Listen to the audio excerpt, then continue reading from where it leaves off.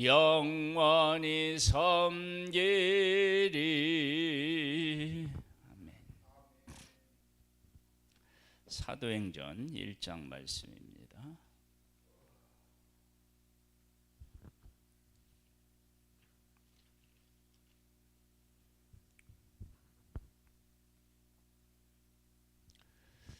오늘부터 2주에 걸쳐서 사도행전 1장 1절부터 그리고 14장까지 있는 말씀을 나누도록 하겠습니다. 데호빌루여, 내가 먼저 쓴 글에는 물은 예수께서 행하시며 가르치기를 시작하심부터 그가 택하신 사도들에게 성령으로 명하시고 승천하신 날까지의 일을 기록하였노라.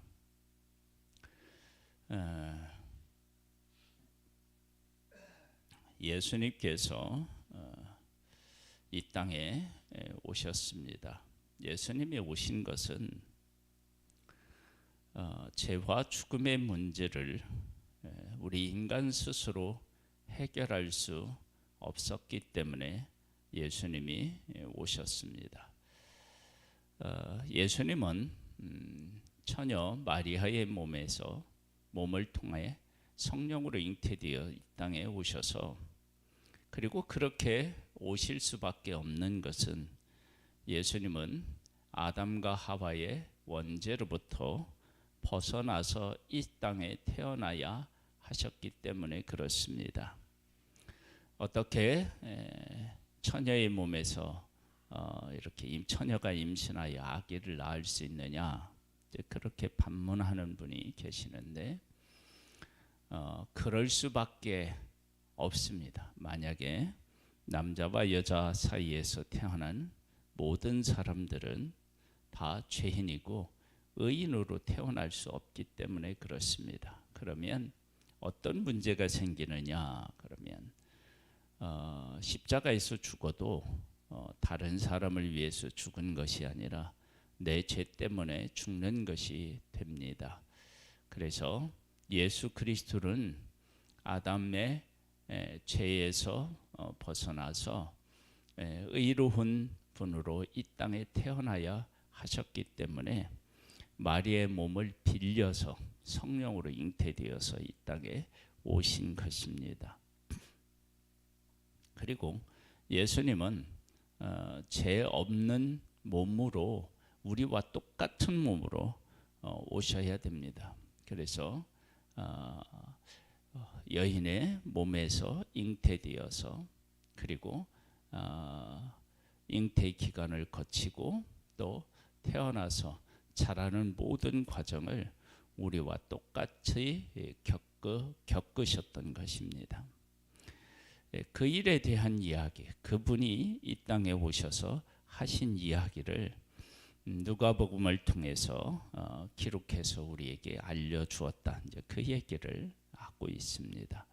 그가 고난 받으신 후에 또한 그들에게 확실한 많은 증거로 친히 살아계심을 나타내사 40일 동안 그들에게 보이시며 하나님 나라 일을 말씀하시니라.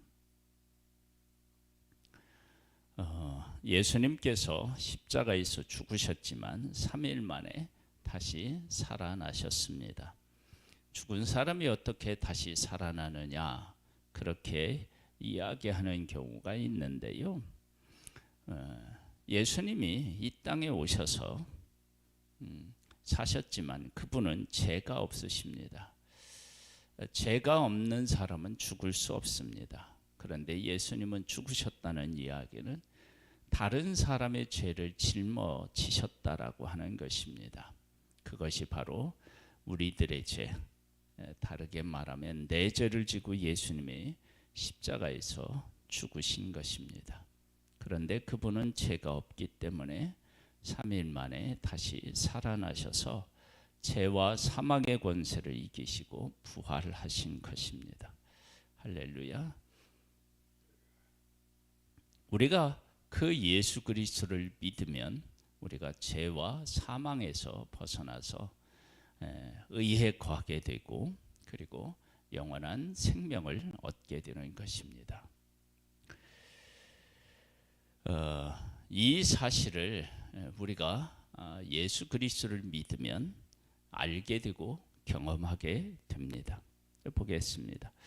사도와 함께 모이사 그들에게 분부하여 이르시되 예루살렘을 떠나지 말고 내게서 들은 바 아버지께서 약속하신 것을 기다리라. 요한은 불로 세례를 베푸었으나 너희는 몇 날이 못되어 성령으로 세례를 받으리라 하셨느니라. 그들이 모였을 때 예수께 여짜와 이르되 주께서 이스라엘 나라를 회복하심이 이때니까 하니 이르시되 때와 시기는 아버지께서 자기의 권한에 두셨으니 너희가 알 바 아니요 오직 성령이 너희에게 임하시면 너희가 권능을 받고 예루살렘과 온 유다와 사마리아와 땅끝까지 이르러 내 증인이 되리라 하시니라.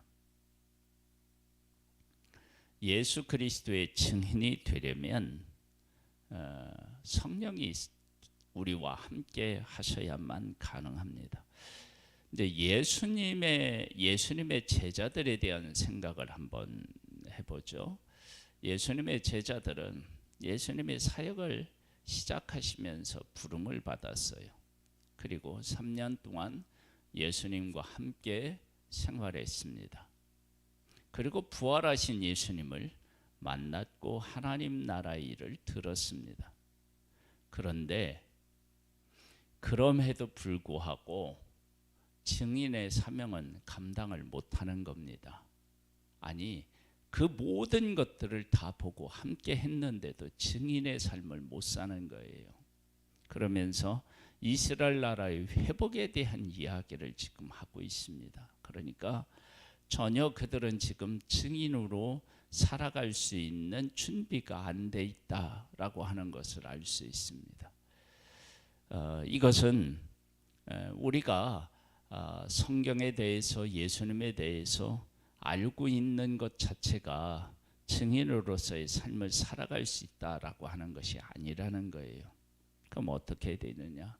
성령이 우리에게 임하셔야 됩니다. 제자들이 그렇게 3년 동안 함께 있으면 그냥 다 증인이 돼야 되잖아요. 근데 증인의 삶을 못 살았어요. 예수님이 십자가를 지실 때 예수님을 죽이려고 하는 사람들에게는 여러 사람들이 와서 예수님을 공격했어요. 이렇게도 공격하는 사람이 있고 저렇게 공격하는 사람도 있었어요. 그런데 예수님 곁에는 예수님을 변호한 사람이 한 사람도 없어요. 즉 증인으로 나서는 사람이 한 사람도 없었다는 거예요. 그러니까 예수님이 하신 일을 보았다고, 예수님하고 함께 했다고 증인이 될 수 있는 문제는 아니라고 하는 사실을 알 수 있습니다. 예수님의 증인이 될 수 있는 사람은 어떤 사람이냐? 성령이 임한 사람입니다. 하나님의 영이 그와 함께하는 사람인 것입니다. 하나님께서 우리들 가운데 성령을 충만케 하셔서 예수님을 만나고 예수님과 함께한 그 모든 상황을 사람들에게 전하는 증인의 삶을 살 수 있게 되기를 소망합니다.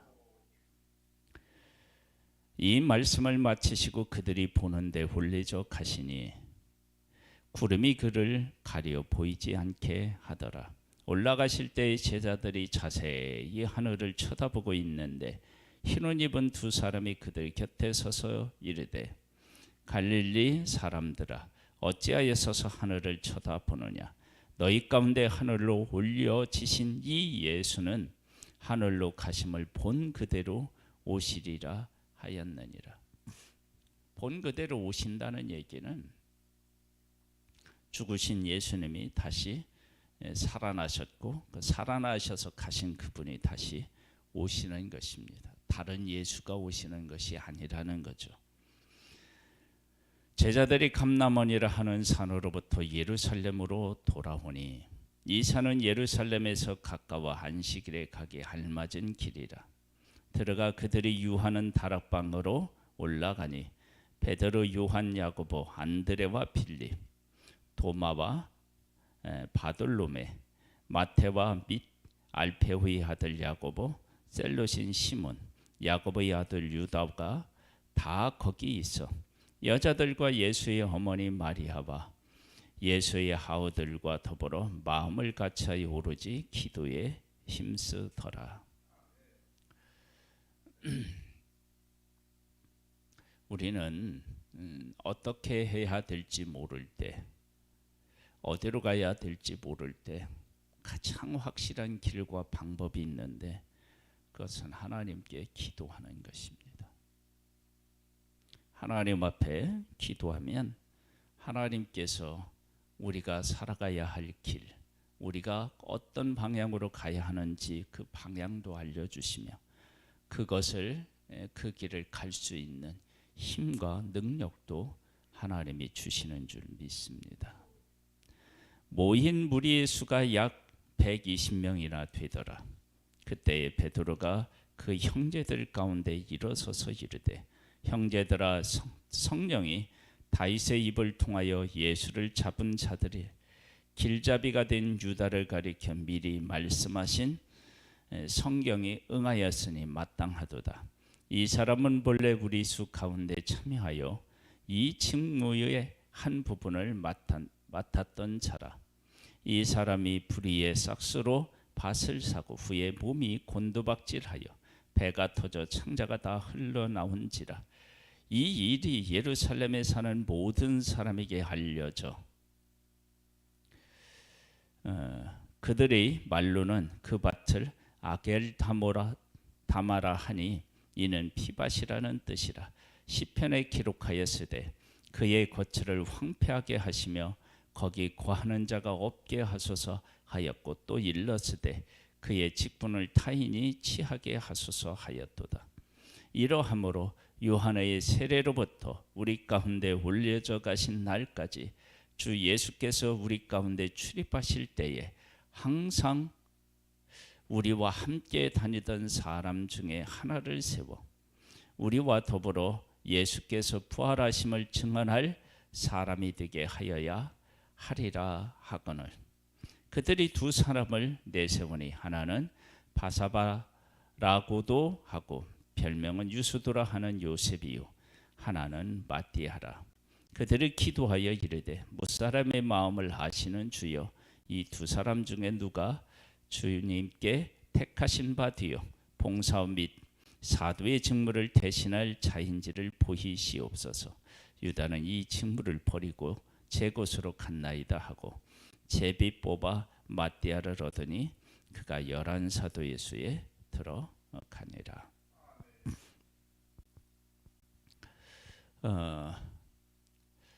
그 12명의 제자 중에 한 사람이 된 사람들을 이렇게 얘기합니다. 항상 우리와 함께 다니던 사람 중에 하나를 세워 언제부터냐? 이러므로 요한의 세례로부터 우리 가운데 올려져 가신 날까지 주 예수께서 우리 가운데 출입하실 때에 항상 우리와 함께 다니던, 그러니까 12 제자뿐만 아니라 늘 예수님과 함께 했었던 또 다른 사람들이 있었음을 알 수 있습니다. 그런데 그들이 제자 12명의 제자에는 속하지 않았던 거예요. 못했던 거죠. 그런데 지금 12명에 가입되고 있어요. 그러면 이 12명에 가입되는 12 제자가 되는 것, 그것이 전부냐? 그렇지 않아요. 왜냐하면 이후에 이제 그 사도행전에 활동하는 사람들 중에 12 제자들도 있지만 그렇지 않은 수많은 사람들이 있고, 특별히 바울을 통해서 우리가 알 수 있는 것은 예수님이 예수님과 함께 생활했던 적이 없는 바울이 증인의 삶을 살아가는 모습을 볼 수가 있습니다. 그래서 우리는 우리의 삶에서 어떤 직위, 어떤 자리 이런 것하고 전혀 관계없이 우리가 충성하면 하나님께서 그 사람을 받으시고 사용하신다라고 하는 사실을 알 수 있습니다. 우리가 지금 이제 지난주까지 사무엘서를 우리 말씀을 나누었는데요. 사무엘서를 보더라도 사울이 왕이 되었어요. 그런데 그 다음 왕으로 선택된 사람이 다윗인데, 다윗은 시골에서 양을 치던 그런 사람이었는데 그가 하나님과 동행하며 살아가다가 왕으로 기름 부음을 받은 모습을 보게 됩니다. 그러니까 내가 지금 어디에 있느냐, 내가 어떤 자리에 있느냐, 그거 관계없이 우리가 충성을 하면 하나님께서 우리의 삶을 보시고 우리의 삶을 받으신다라고 하는 사실을 알 수 있습니다. 사람이 알아주는 것은 중요하지 않은 것입니다. 오늘의 말씀을 다시 한번 우리가 또 정리를 좀 해보겠습니다. 예수님은 구원자이십니다. 구원자는 두 가지 문제를 해결할 수 있어야 됩니다. 첫 번째는 우리의 죄의 문제를 해결해야 됩니다. 근데 이 죄의 문제를 해결하면 두 가지 문제라고 하지만 같이 뭐가 따라오느냐, 그러면 죽음의 문제가 해결되는 것입니다. 죄의 문제를 해결하면 죽음의 문제는 해결하는 것입니다. 이것을 두 가지로 얘기하지만 사실은 하나입니다. 죽음의 문제를 해결하려면 죄의 문제를 해결해야 되고, 죄를 해결하면 죽음의 문제를 해결할 수 있는 것입니다. 예수님은 죄의 문제를 해결하기 위해서, 이 죄를 해결하기 위해서 이 땅에 오셨습니다. 예수님이 죄를 해결하기 위해서 이 땅에 오셨는데, 죄의 문제를 해결하려면 죄가 없어야 됩니다. 그래서 예수님은 성령으로 잉태되어서 이 땅에 오신 것입니다. 죄가 없는 몸으로 오신 것입니다.